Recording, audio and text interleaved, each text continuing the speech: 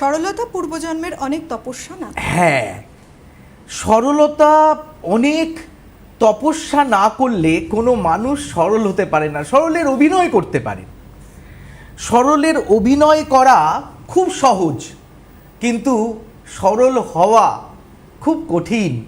এটা পূর্বজন্মের জন্মান্তর থেকে মানুষ আস্তে আস্তে আস্তে আস্তে বিকশিত হতে হতে হতে হতে এই জায়গায় পৌঁছয়।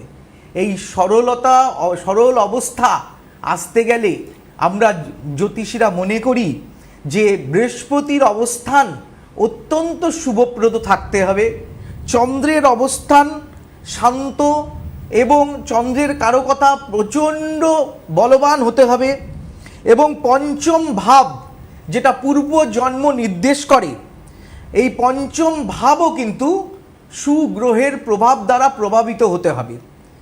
তো শনি যদি মানুষের ধৈর্য না পরিশ্রম করা, হ্যাঁ, সঠিক লোহাকে পিটিয়ে পিটিয়ে যেরকম করে ইস্পাত তৈরি করে, মানুষকে তেমনি আস্তে আস্তে আস্তে আস্তে সেভাবে তৈরি করে। আমরা সহজে সরল হতে পারি না।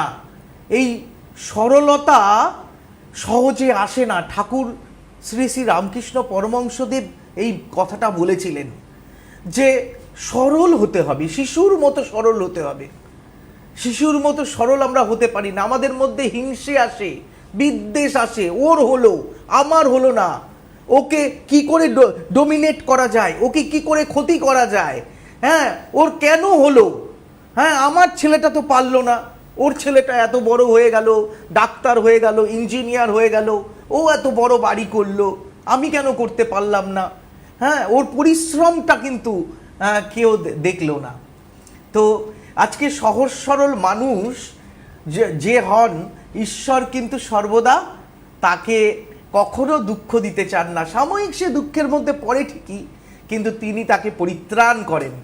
হ্যাঁ, পরিত্রায় সাধূনাম বিনাশায় চতুষ্কৃতম ধর্ম সংস্থাপনাস্থায় সম্ভবামি যুগে যুগে।